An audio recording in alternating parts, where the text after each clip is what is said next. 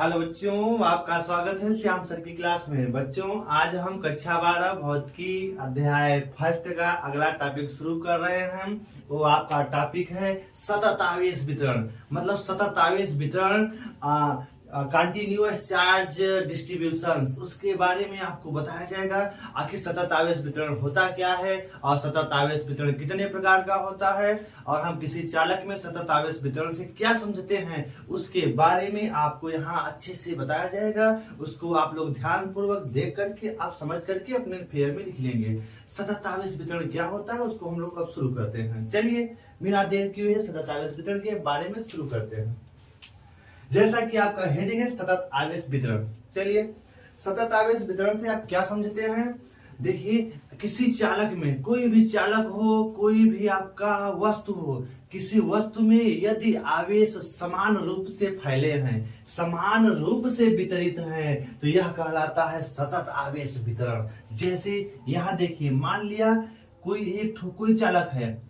अरे ये आपका कोई एक चालक है, कोई वस्तु है, कोई एक चालक है, एल लंबाई का चालक है और इस एल लंबाई के चालक में कुल आवेश क्यू है। लेकिन एक कुल आवेश जो क्यू है ये किस तरह से फैले हैं। यदि इस चालक में आवेश समान रूप से वितरित है, कैसे वितरित है, समान रूप से वितरित है, तब उसे कहते हैं सतत आवेश वितरण। यदि किसी चालक में आवेश समान रूप से वितरित है, अर्थात एक समान रूप से वितरित है, तो इसे कहा जाता है सतत आवेश वितरण। तो सतत आवेश वितरण की परिभाषा हम लोग लिख करके आपको बता देते हैं। उसके बाद देखेंगे सतत आवेश वितरण कितने प्रकार का होता है। चलिए, यहाँ पे सतत आवेश वितरण जैसा कि अभी हमने आपको बताया उसको लिख लेते हैं। यदि किसी चालक में, लिखते हैं उसको, यदि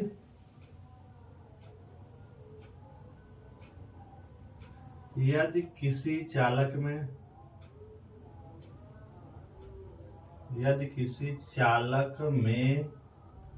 आवेश एक समान रूप से वितरित है, यदि किसी चालक में आवेश एक समान रूप से। चलिए बच्चों, देखिए सतत आवेश वितरण क्या होता है। फिर से देखिए एक बार, यदि किसी चालक में आवेश एक समान रूप से वितरित है तो उसे सतत आवेश वितरण कहते हैं। मतलब यदि आपका कोई एक चालक है, आपका एल लंबाई का चालक है जिसमें कुल उपस्थित आवेश क्यू है। यदि इस चालक में आवेश एक समान रूप से फैले हैं अर्थात वितरित हैं, तो यह कहलाता है सतत आवेश वितरण। सतत माने होता है समान रूप से आवेश क्या हो, फैले हों। यदि किसी चालक में आवेश एक समान रूप से फैले हैं तो यह घटना सतत आवेश वितरण कहलाती है। अब सतत आवेश वितरण कितने प्रकार के, तो सतत आवेश वितरण की परिभाषा आप एक बार देख करके आप जरूर लिख लेंगे। उसके बाद हम लोग पढ़ने वाले हैं सतत आवेश वितरण के प्रकार। तो सतत आवेश वितरण आपके मुख्य रूप से तीन, मतलब उनके आकार, तो आकार के आधार पे सतत आवेश वितरण कितने प्रकार के होते हैं, तीन प्रकार के होते हैं। तो इसको हम लोग यहाँ नोट डाउन करते हैं, लिख लेते हैं। आकार के आधार पर,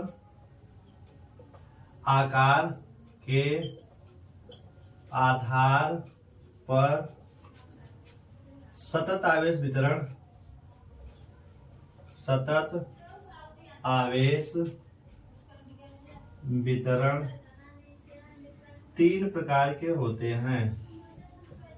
तीन प्रकार के होते हैं। और तीनों प्रकार उनके क्या हैं, देखिए।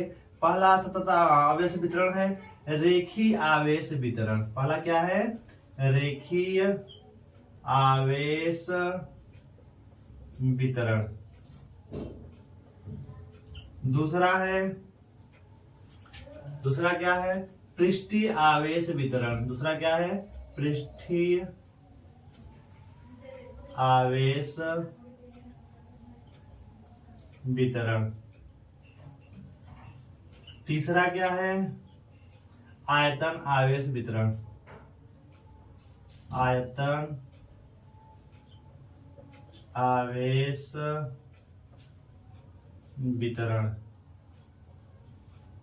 इस तरह से सतत आवेश वितरण कितने प्रकार के होते हैं, 3 प्रकार के। कौन कौन, पहला है रेखीय आवेश वितरण, दूसरा क्या है पृष्ठीय आवेश वितरण, तीसरा क्या है आयतन आवेश वितरण।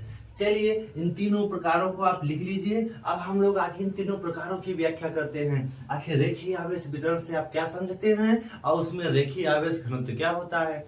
फिर हम लोग पढ़ेंगे पृष्ठीय आवेश वितरण से आप क्या समझते हैं और पृष्ठीय आवेश वितरण से आप क्या समझते हैं और पृष्ठीय आवेश घनत्व क्या होता है, उसका प्रतीक क्या होता है। और तीसरा पढ़ेंगे आयतन आवेश वितरण से आप क्या समझते हैं और आयतन आवेश घनत्व से आप क्या समझते हैं। इन तीनों टॉपिकों की चर्चा आगे हम करने वाले हैं, जिसको आप ध्यान पूर्वक देख करके आसानी से पढ़ सकते हैं। चलिए इसको हम लोग आगे पढ़ाते हैं। इसको आप एक बार स्क्रीनशॉट लेकर के आप इसको लिख लीजिए और इसके बाद हम आगे शुरू करते हैं, उसको आप ध्यान पूर्वक देखिए। चलिए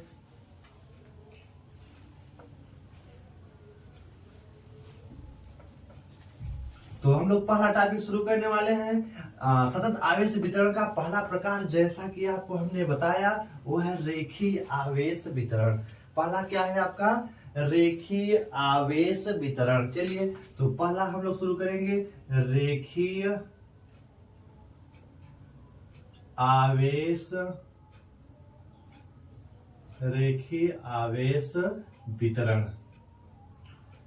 पहला टॉपिक है रेखीय आवेश वितरण, उसको हम लोग अब शुरू करने वाले हैं। इसको कहा जाता है line charge distribution. Line charge distribution, distribution. तो आप इस तरह से इसको लिख लेंगे, रेखीय आवेश वितरण। हेडिंग आप डाल लेंगे और इसको आप पहले समझ लीजिए क्या होता है रेखीय आवेश वितरण। ध्यान पूर्वक इसको समझिए।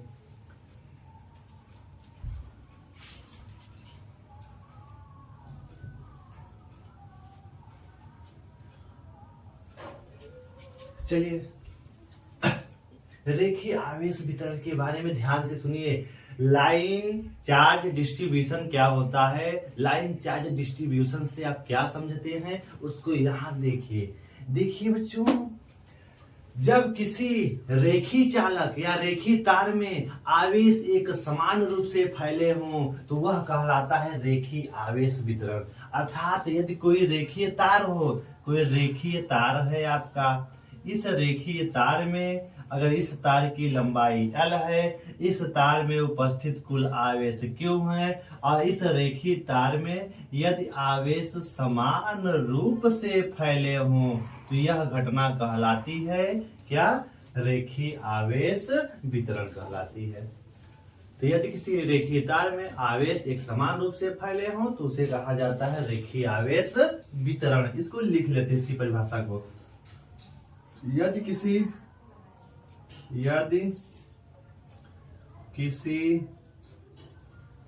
रेखीय तार में आवेश एक समान रूप से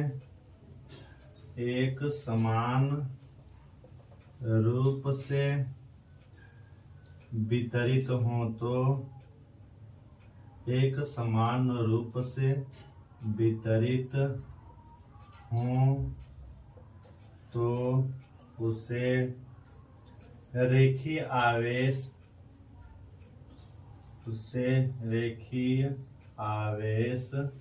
वितरण कहते हैं।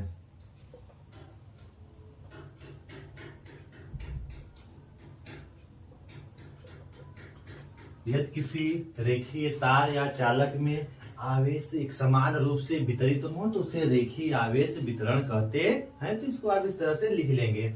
अब इसी में एक छोटी सी और बात आती है, रेखीय आवेश घनत्व क्या होता है। तो रेखीय आवेश घनत्व, तो इसी में हम इसको आगे बढ़ा लेते हैं।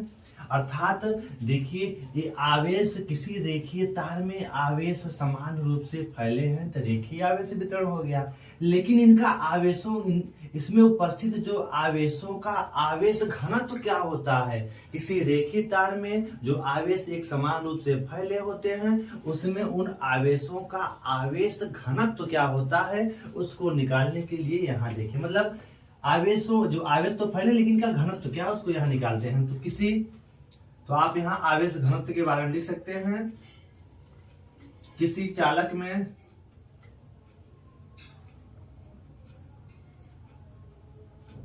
यहाँ तथा करके लिखिए, कहते हैं तथा किसी चालक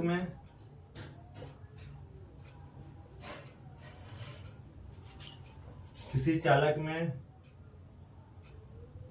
उपस्थित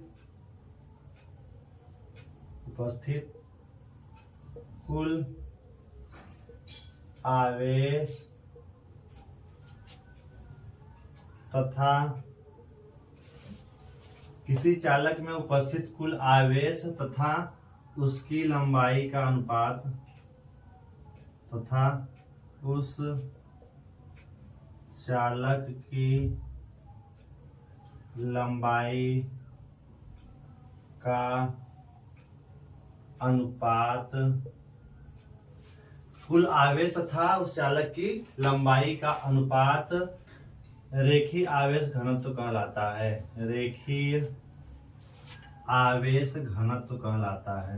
रेखीय आवेश घनत्व कहलाता है।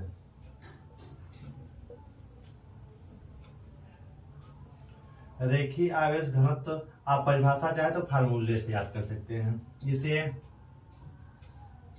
इसे लेम्डा से व्यक्त करते हैं।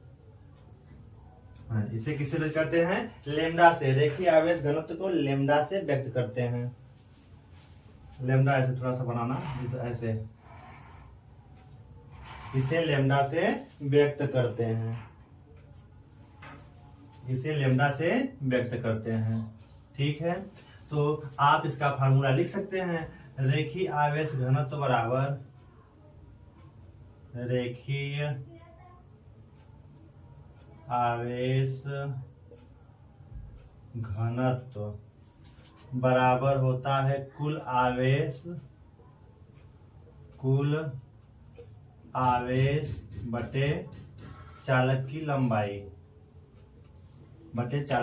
लंबाई। अब रेखीय आवेश घनत्व का प्रतीक क्या बताया गया आपको? लेम्डा होता है। लेम्डा बराबर यदि चालक में उपस्थित कुल आवेश क्या है? क्यू है। तो आप चाहे उसको नीचे लिख लेना, नीचे उसको आप कंटिन्यू करते हैं। इतना आप लिख लीजिए, इसके आगे हम लोग कंटिन्यू करते हैं। इसको उतार लीजिए बच्चों, इसको आगे बढ़ाते हैं। इसका स्क्रीनशॉट आप ले लीजिए। चले, तो ये आपको समझ में आ गया होगा। यदि किसी चालक में उपस्थित कुल आवेश तथा उस चालक की लंबाई का किसी चालक में उपस्थित कुल आवेश तथा उस चालक की लंबाई का अनुपात रेखीय आवेश घनत्व कहलाता है। इसे लेम्डा से व्यक्त करते हैं। रेखीय आवेश घनत्व का फार्मूला कुल आवेश बटे उसकी चालक की लंबाई। तो इसको हम लोग आगे लिख लेते हैं।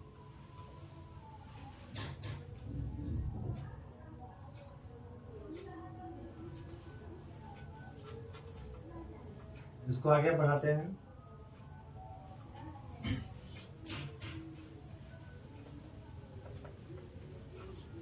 अब रेखीय आवेश घनत्व, यदि रेखीय आवेश घनत्व को आप लेम्डा से व्यक्त करते हैं। लेम्डा बराबर कुल आवेश, यदि हमने क्या माना है? क्यू आवेश है चालक में, और चालक की लंबाई क्या है? Small L. तो आपका रेखीय आवेश घनत्व लेम्डा बराबर फार्मूला क्या हो जाता है? क्यू अपान एल।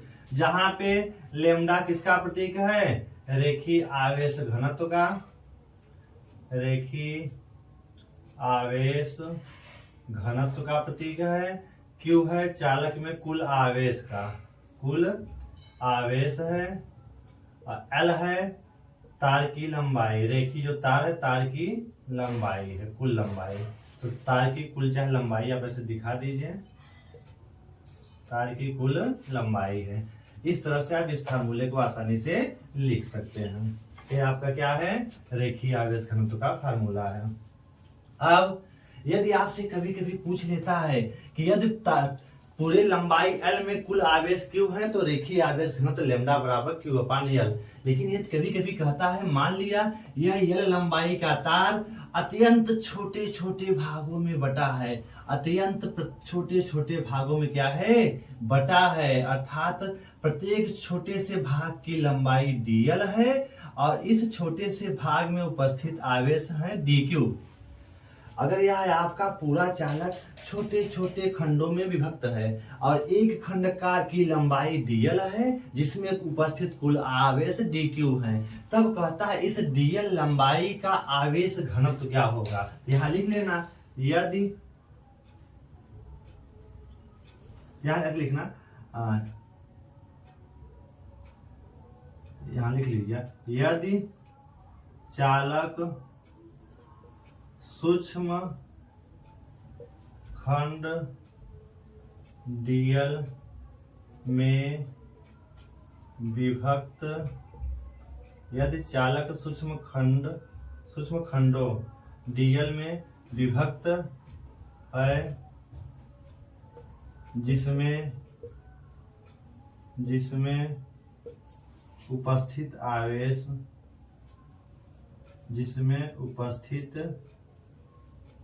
आवेश dq है तो dl लंबाई का रेखीय आवेश घनत्व, तो dl लंबाई का रेखीय आवेश घनत्व क्या हो जाएगा, तो dl लंबाई का रेखीय आवेश घनत्व लैम्डा बराबर बस आवेश बटे उसकी लंबाई। तो अब आवेश हो गया dq, लंबाई क्या होगी dl। तो आपका फार्मूला बनेगा dq अपान dl। dq क्या है, dl लंबाई में उपस्थित कुल आवेश dq और dl है उसकी सूक्ष्म लंबाई। तो आपका ये फार्मूला बनेगा। तो इसको आप बच्चों ध्यान पूर्वक देख करके आप इसको स्क्रीनशॉट लेकर के आप लिख लीजिए अपने फेयर में। अब हम थोड़ा इसका और आगे बढ़ाते हैं, थोड़ा सा जो कि क्वेश्चंस पूछ सकता है उसके आधार पे उसको भी हम आप बता देते हैं। चलिए इसको फिर आप लिख लीजिए, इसको हम इरेज करते हैं।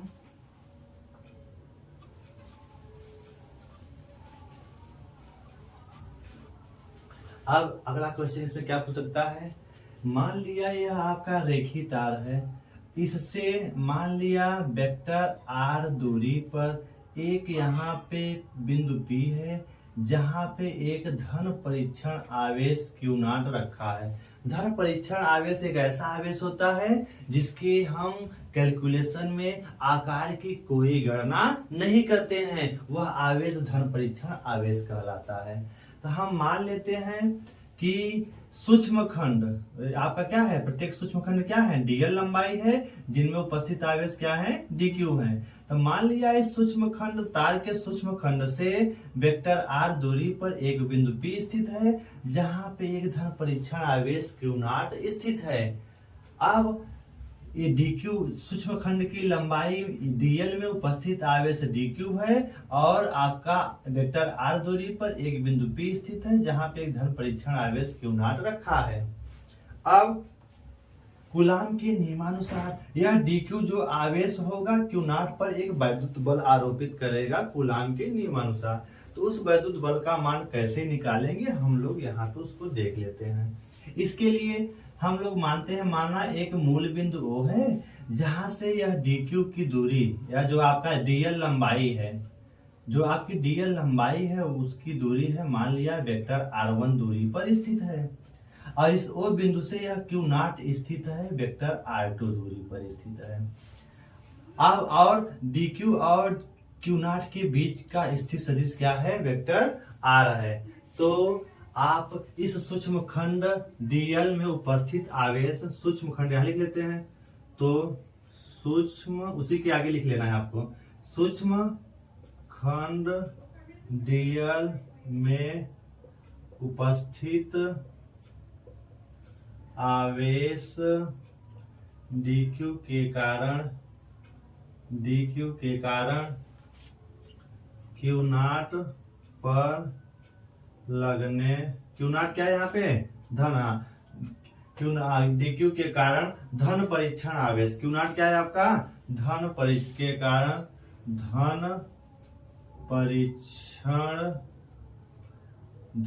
परीक्षण आवेश Q नॉट पर लगने वाला वैद्युत बल क्या हो जाएगा।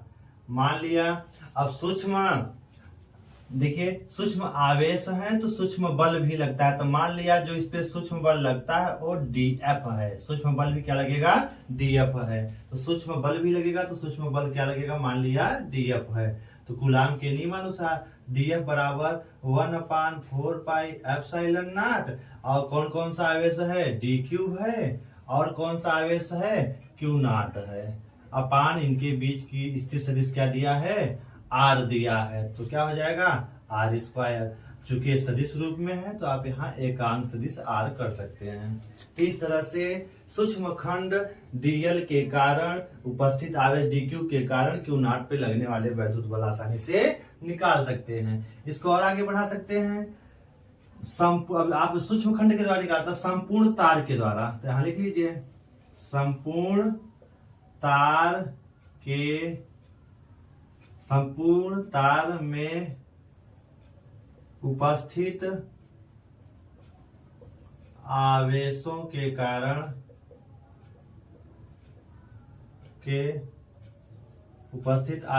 कारण आवेश कर लीजिए, उपस्थित आवेश के कारण Q नॉट पर लगने वाला कुल वैद्युत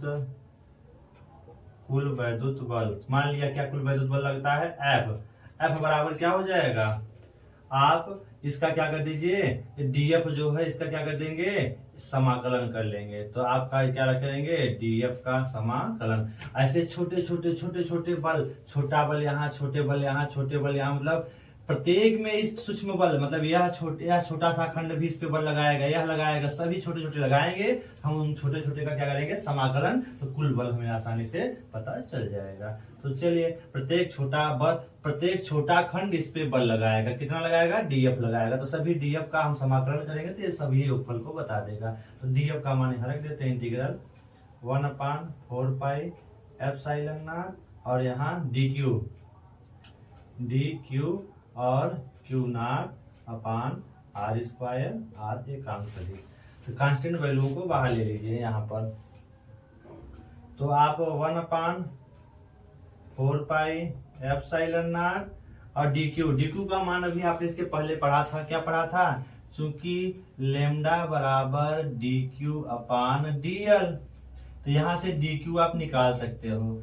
तो DQ बराबर क्या हो जाएगा, DQ बराबर क्या हो जाएगा, लेमडा इंटू क्या हो जाएगा, DL। तो चाहे आप लिख दीजिए, कांस्टेंट वैल्यू को बाहर लीजिए, तो आपका DQ बराबर क्या बच गया, lambda into DL into Q naught अपान R² और एकांक सदिश क्या हो गया, R हो गया। तो यहाँ आप चाहो तो Q नॉट भी बाहर ले सकते हो। Q नॉट भी आपका किसके अंतर्गत आ जाएगा, कांस्टेंट वैल्यू के अंतर्गत। और R दूरी भी फिक्स है तो इसको भी चाहे तो बाहर ले लीजिए। तो अगर इन पदों को भी बाहर आप इसी समय निकाल लेते हैं तो आपका बचेगा क्या, आपके सामने है जो बचेगा। तो यहाँ हम लिख लेते हैं इसी में, ऊपर आपका क्या बच जाएगा, Q नॉट भी बचेगा, और नीचे और क्या आ जाएगा, आपका R² भी आ जाएगा। इसको हम साफ साफ थोड़ा सा लिख लेते हैं, यहाँ पर पूरा हम बाहर ले लेते हैं। तो DQ का मान हम लोग यहाँ सेट कर लेते हैं। चलिए तब एक लाइन यहाँ बढ़ाते हैं, तो आप जो कॉमन है सब बाहर ले लीजिए। तो इंटीग्रल यहाँ 1/4 pi epsilon not, Q not भी बाहर आएगा तो Q नॉट ऊपर लिख देते हैं, Q नॉट, और नीचे क्या आएगा, R² भी बाहर आएगा। तब बचेगा क्या क्या यहाँ पे, DQ। तो DQ का मान क्या है, लेमडा इंटू DL और एकांक सदिश R बच गया। यही है लगने वाले कुल बल का मान। तो इसको आप लोग नोट करके आसानी से अपने फेयर में उतार लेंगे। 1/4 पाई एप्सिलॉन नॉट का था बाहर, क्यू नॉट धन परीक्षण आवेश की वैल्यू फिक्स है, उसको भी बाहर ले लिया गया। इनके बीच की दूरियां फिक्स हैं, दूरी को भी हमने बाहर ले लिया। बचा क्या, डी क्यू की वैल्यू। तो डी क्यू की वैल्यू क्या है, लेमडा इंटू डीएल है। लेमडा इंटू डीएल आवेश घनत्व तो बदल सकता है लंबाई परिवर्तन के साथ, और ये आपका एकांक सदिश आ रहा है। तो इस तरह से इस पूरे तार एल लंबाई के तार के कारण लगने वाला कुल वैद्युत बल इस क्यू नॉट पर आसानी से इस फार्मूले से निकाला जा सकता है। इस तरह से आपका पहला जो आवेश आपका जो था सतत आवेश वितरण का पहला प्रकार रेखीय आवेश वितरण का पूरा टॉपिक खत्म होता है। पहले हमने रेखीय आवेश वितरण की परिभाषा पढ़ी, उसके बाद आपको बताया गया रेखीय आवेश घनत्व क्या होता है, उसका फार्मूला बताया गया।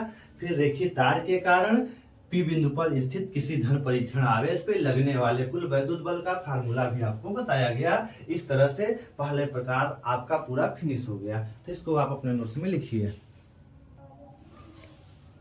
चलिए हम लोग सतत आवेश वितरण के दूसरे प्रकार को देखते हैं, पृष्ठ आवेश वितरण, या इसे पृष्ठीय आवेश वितरण भी कहा जाता है। Surface charge distribution, surface charge distribution के बारे में हम लोग यहाँ देख रहे हैं। तो पृष्ठ आवेश वितरण क्या है, जब किसी पृष्ठीय चालक पर आवेश एक समान रूप से फैले हो उसे पृष्ठ आवेश वितरण कहते हैं या पृष्ठीय आवेश वितरण कहते हैं। तो कोई आपका पृष्ठ वाला अगर चालक है, कोई पृष्ठीय चालक है, अगर उस पर समान रूप से आवेश वितरित है, जैसे कोई मान लिया पृष्ठ है जिसकी कुछ लंबाई और चौड़ाई था, जिसका क्षेत्रफल निकाल लिया जाए, तो क्षेत्रफली अगर चालक में आवेश समान रूप से फैले हैं तो उसे कहा जाता है पृष्ठ या पृष्ठीय आवेश वितरण कहते हैं। जैसे यहाँ देखिए, ये आपका एक सरफेस एक पृष्ठ है, इस पृष्ठ पर अगर आवेश एक समान रूप से फैले हैं इसे कहा जाता है पृष्ठीय आवेश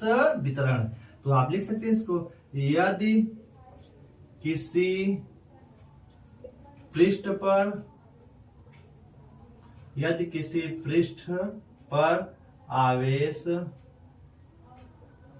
एक समान रूप से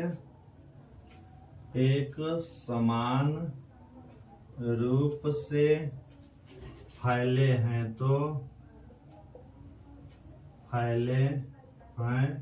तो उसे पृष्ठ आवेश वितरण कहते हैं। पृष्ठ आवेश वितरण कहते हैं। तो इसकी परिभाषा आप लिख लेंगे, अर्थात यदि किसी पृष्ठीय या पृष्ठ वाले चालक पर आवेश, यदि किसी पृष्ठ पर आवेश एक समान रूप से वितरित है तो उसे पृष्ठीय आवेश वितरण कहते हैं। तो इसको आप नोट कर लेंगे। अब पृष्ठ पे आवेश वितरित है, तो मान लिया इस पृष्ठ तो संपूर्ण पृष्ठ का क्षेत्रफल S है और इस पे उपस्थित कुल आवेश Q है, Q आवेश वितरित है। तो अब यहाँ से आप दिखा दीजिए, अगर मान लिया इस पूरे सरफेस का जो पृष्ठ है S है और इसमें उपस्थित कुल आवेश क्या है, Q है, तो आप इनका आवेश घनत्व, पृष्ठीय आवेश घनत्व आसानी से निकाल सकते हैं। तो आप पृष्ठीय आवेश घनत्व की परिभाषा लिख सकते हैं। तो पृष्ठीय आवेश घनत्व, तो लिखिए, यदि किसी पृष्ठ के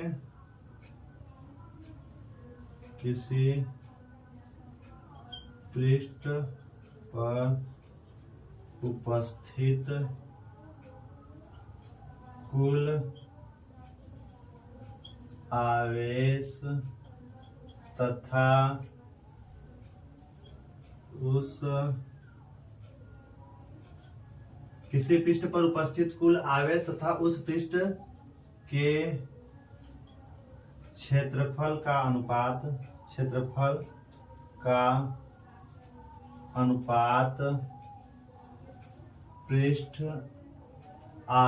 या पृष्ठीय आवेश घनत्व कहलाता है। पृष्ठ आवेश घनत्व कहलाता है। इसे सिग्मा से व्यक्त करते हैं, इसे सिग्मा से व्यक्त करते हैं, इसे सिग्मा से व्यक्त करते हैं। अतः किसी सरफेस वाली वस्तु में अगर आवेश समान रूप से वितरित हो तो उसे पृष्ठीय आवेश वितरण कहते हैं। और इसका पृष्ठ है तो पृष्ठीय आवेश घनत्व भी होगा। तो पृष्ठीय आवेश घनत्व की परिभाषा, इस पृष्ठीय वाली वस्तु में उपस्थित कुल आवेश तथा उसके क्षेत्रफल का अनुपात पृष्ठीय आवेश घनत्व कहलाता है। इसे सिग्मा से व्यक्त करते हैं। तो आप इसका फार्मूला लिख सकते हैं, पृष्ठ आवेश घनत्व बराबर कुल आवेश बटे उसका क्षेत्रफल। कुल आवेश बटे उसका क्षेत्रफल। यहाँ लिख लेना, पृष्ठ आवेश घनत्व, पृष्ठ आवेश घनत्व सिग्मा, सिग्मा बराबर या पृष्ठ आवेश घनत्व बराबर कुल आवेश बटे उस पृष्ठ का क्षेत्रफल। यदि इसको हम सिग्मा से व्यक्त करते हैं तो सिग्मा बराबर, यदि कुल आवेश Q है तो Q अपान क्षेत्रफल अगर S है तो Q अपान क्या हो जाएगा, S हो जाएगा। ये इसका फार्मूला आप नोट कर सकते हैं। तो इसको आप, इसकी परिभाषा और पृष्ठ आवेश घनत्व की परिभाषा, उसका फार्मूला आप लिख लीजिए और उसके बाद हम इसको आगे कंटिन्यू करते हैं। इसको आप पहले उतार लीजिएगा, इसका स्क्रीनशॉट लेकर के अपने फेयर में आप पूरा करिए। चलिए इसको हम आगे बढ़ाते हैं। इसकी स्क्रीनशॉट ले लीजिए, 1, 2 और 1, 3 स्क्रीनशॉट ले लीजिए। चलें इसको हम थोड़ा सा आगे बढ़ाते हैं। यदि, अब यही से हम लोग लिखते हैं इसको, यदि हम लोग देखते क्या है, यदि मान लिया इस पृष्ठ का एक छोटा सा हिस्सा है जिसका क्षेत्रफल है ds, जिसमें कुल उपस्थित आवेश है dq, तब हम लोग इसका आवेश घनत्व, इसका यदि सूक्ष्म खंड, यदि ds पृष्ठ में यदि सूक्ष्म पृष्ठ, यदि सूक्ष्म पृष्ठ क्षेत्रफल ds में उपस्थित आवेश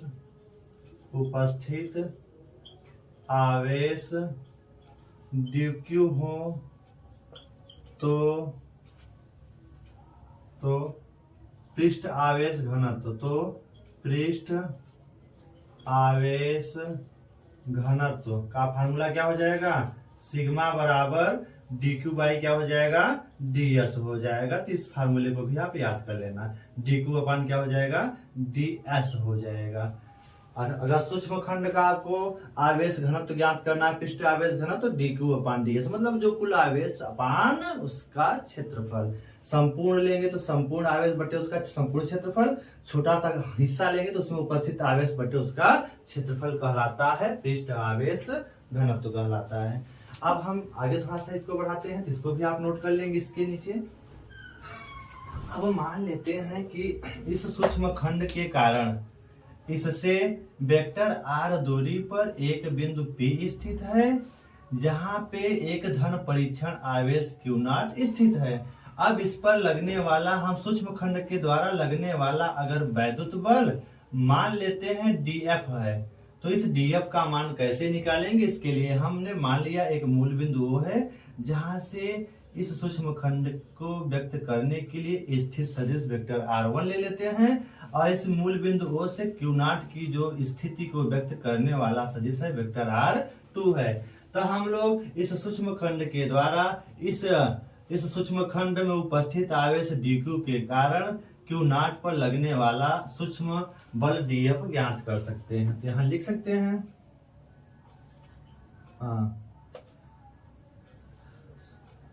dq आवेश के कारण, dq आवेश के कारण Q0 पर लगने वाला वैद्युत बल, तो निकाल लीजिए। तो मान लेते हैं dq आवेश के कारण Q0 पर लगने वाला वैद्युत बल क्या माना गया है, dF। तो dF बराबर आप आसानी से निकाल सकते हैं। तो dF बराबर कूलाम के नियमानुसार 1/4 पाई एप्सिलॉन नॉट, और क्या हो जाएगा एक सेम इसके पहले वाले की तरह डी क्यू और क्या है क्यू नॉट अपान क्या हो जाएगा, दूरी क्या है आर स्क्वायर और आर एकांक सदिश। तो आप संपूर्ण पृष्ठ, तो संपूर्ण पृष्ठ के द्वारा तो यहां लिख सकते हैं, तो संपूर्ण पृष्ठ में उपस्थित आवेश के कारण, उपस्थित आवेश के कारण क्यू नॉट पर लगने वाला, क्यू नॉट पर लगने वाला वैद्युत बल, लगने वाला वैद्युत बल मान लिया क्या है खंड डीएस के कारण इस पर लगने वाला वैद्युत बल आपका डीएफ है। तो ऐसे ऐसे ढेर से सूक्ष्म खंड होंगे, अर्थात ये आपका संपूर्ण पृष्ठ छोटे छोटे डीएस क्षेत्रफल से क्या होगा बना होगा। तो प्रत्येक छोटा खंड इस पे डीएफ बल लगाएगा, ऐसे ढेर से डीएफ डीएफ डीएफ इस पे काम करेंगे। तो सभी हम क्या करेंगे, तो संपूर्ण अगर बल निकालना हो तो सभी डीएफ जो बल लग रहे हैं इनका हम क्या कर देंगे समाकलन, अर्थात इनका योगफल। डीएफ डीएफ डीएफ का क्या है योगफल निकालना है, तो आप समाकलन कर दीजिए। तो इस डीएफ का मान आप रख दीजिए। इस डीएफ का मान क्या है इंटीग्रल 1/4 पाई एप्सिलॉन नॉट और क्या है डी क्यू है इंटू क्या है क्यू नॉट है अपान आर स्क्वायर और आर एकांक सदिश। तो यहाँ डी क्यू का मान आप रखिए। तो डी क्यू का मान अभी हमने निकाला है, यहाँ से देखिए अगर हम यहाँ से डी क्यू का मान निकालना चाहें तो डी क्यू बराबर क्या हो जाएगा सिग्मा इंटू क्या हो जाएगा डीएस हो जाएगा। देखिए यहाँ से डी क्यू का मान निकालना चाहे तो इसको पक्षांतर करेंगे सिग्मा इंटू डीएस। तो हम लिख सकते हैं, इसको आगे बढ़ा सकते हैं। तो यहाँ पे आपका कांस्टेंट वैल्यू जो भी है बाहर ले लीजिए। तो क्यू नॉट बाहर आएगा और 4 पाई एप्सिलॉन नॉट आएगा और आर स्क्वायर आएगा। आपका इंटीग्रल बचेगा क्या डी क्यू का मान क्या है सिग्मा इंटू डीएस और वेक्टर आर। आपका यही है एफ बल, आसानी से इसको आप नोट कर लेंगे।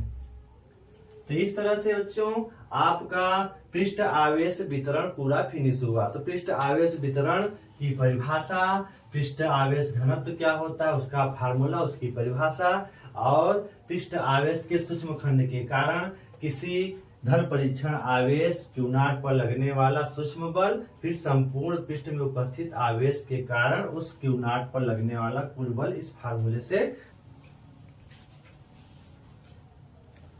चलिए बच्चों हम लोग अब तीसरा सतत आवेश वितरण का तीसरा प्रकार आयतन आवेश वितरण के बारे में देखते हैं। देखिए आयतन आवेश वितरण वॉल्यूम चार्ज डिस्ट्रीब्यूशन, इसका ये लास्ट टॉपिक है और लास्ट को हम लोग सतत आवेश वितरण का लास्ट प्रकार है। तो लास्ट प्रकार के बारे में समझते हैं। यदि आवेश किसी ठोस वस्तु के आयतन पर एक समान रूप से वितरित है तो उसे कहा जाता है आयतन आवेश वितरण। अर्थात कोई अगर गोला है, आयतनीय वस्तु मतलब गोला है, घन है, अगर इस गोले या घन अगर आप घन बना लेंगे तो उसका आयतन आसानी से निकाल सकते हैं। यदि किसी आयतनीय वस्तु में आवेश समान रूप से फैले हैं, मान लिया आपका ये गोला है, इस गोले पर अगर यदि आवेश समान रूप से फैले हैं तो यह घटना क्या कहलाती है आयतन आवेश वितरण कहलाती है। तो हम लोग आयतनीय वस्तु जिसका आयतन निकाला जा सके, अगर उस पर आवेश एक समान रूप से फैले हैं तो यह घटना क्या कहलाती है आयतन आवेश वितरण कहलाती है। यदि मान लिया इस गोले का आयतन V है, इस पर उपस्थित कुल आवेश Q है, तब इसका आयतन आवेश घनत्व क्या होगा उसको देखिए। तो आप लिख लेना किसी चालक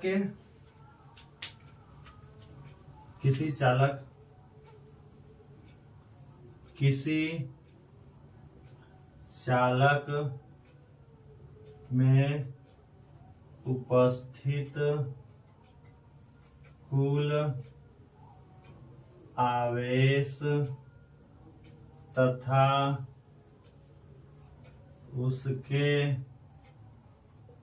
आयतन का अनुपात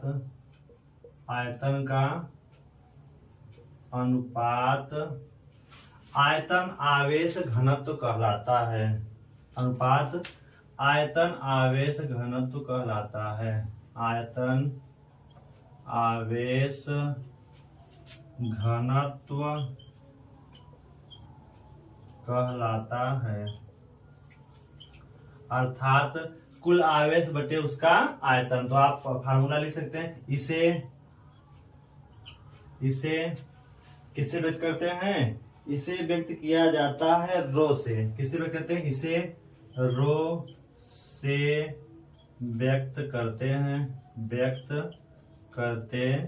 हैं। इसका फार्मूला क्या होगा?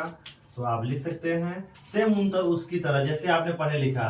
तो आयतन आवेश घनत्व, आयतन आवेश घनत्व रो बराबर क्या हो जाएगा? कुल आवेश Q अपान आयतन क्या हो जाएगा? V। अर्थात ये क्या है? आवेश बटे आयतन, कुल आवेश। ये क्या है? कुल आवेश बटे उसका V क्या है? यहाँ पे आयतन है। कुल आवेश बटे आयतन, अर्थात कुल आवेश बटे आयतन क्या कहलाएगा? आयतन आवेश घनत्व कहलाएगा। तो इस तरह से आप लिख सकते हैं। इसका मात्रक क्या हो जाएगा? कुल आवेश, आवेश का मात्रक क्या होता है? कूलाम बटे आयतन का मात्रक क्या हो जाएगा? Metre cube. तो इसका मात्रक क्या हो जाएगा? कूलाम प्रति मीटर क्यूब। कूलाम प्रति मीटर क्यूब इसका फार्मूला मात्रक हो जाएगा। इसका फार्मूला है आपका रो बराबर क्यू अपान वी, और यह इसका मात्रक है। कूलाम प्रति मीटर क्यूब इसका मात्रक होता है। तो इस तरह से आप इसको लिख लेंगे, इसका फार्मूला। इसको थोड़ा सा आगे बढ़ा देते हैं। अब इसको आप इसका स्क्रीनशॉट लेकर के अपने नोट्स में पूरा करिए। 1, 2 और 1, 3 इसका स्क्रीनशॉट ले लीजिए। तुरंत आप अपने फेयर में नोट करिए। इसको आगे कंटिन्यू करते हैं।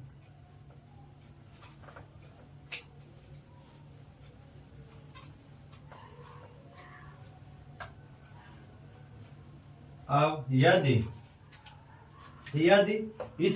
इस आयतनीय वस्तु का एक छोटा सा हिस्सा है जिसका आयतन dv है, जिसमें उपस्थित आवेश क्या है? dq है, तब dq आवेश जो है अब dv आयतन में,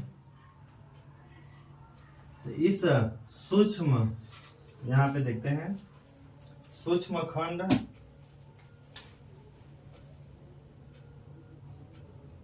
सूक्ष्म आयतन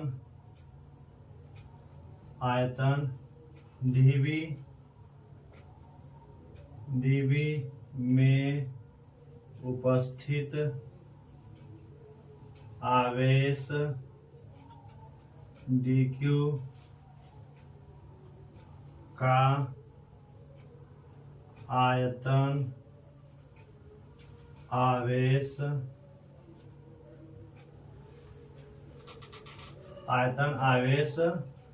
घनत्व क्या हो जाएगा? रो बराबर, अब आवेश कुल है dq अपान कुल आयतन क्या हो जाएगा? dv, dq अपान dv। आपका सूक्ष्म खंड के कारण आवेश, सूक्ष्म खंड का जो आवेश घनत्व होगा, सूक्ष्म खंड में उपस्थित आवेश dq का आयतन आवेश घनत्व रो बराबर dq अपान dv। अब यदि मान लेते हैं इस सूक्ष्म खंड से वेक्टर r दूरी पर एक बिंदु P है, जहां पे एक धन परीक्षण आवेश Q0 रखा है। अब इस dq आवेश के कारण इस Q0 पर लगने वाला वैद्युत बल, तो मान लिया यह भी बल क्या है? dF है। सूक्ष्म खंड है तो सूक्ष्म बल, पूरे खंडों को मिला देंगे तब मान लेते हैं कुल बल इस पे क्या लगता है? F। तो पहले हम dF निकालेंगे, फिर dF का समाकलन करके हम क्या निकालेंगे? F निकाल लेंगे। तो निकाल लीजिए। तो यहाँ लिख लेते हैं dq आवेश के कारण, dq आवेश के कारण Q0 आवेश पर लगने वाला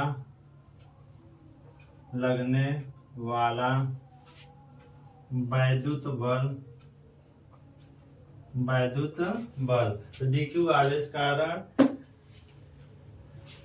क्यू नॉट आवेश पर लगने वाला वैद्युत बल। तो मान लिया क्या है डी एफ बराबर कूलाम के नियमानुसार 1/4πε0 और क्या है डी क्यू है और क्या है क्यू नॉट है, अपान उनके बीच की दूरी क्या है r² है और एकांक सदिश r हो जाएगा।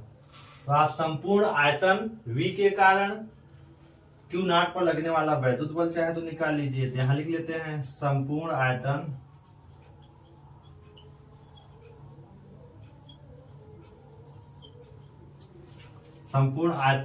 में उपस्थित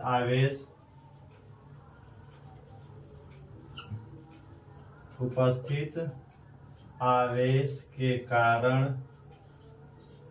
क्यू नॉट पर लगने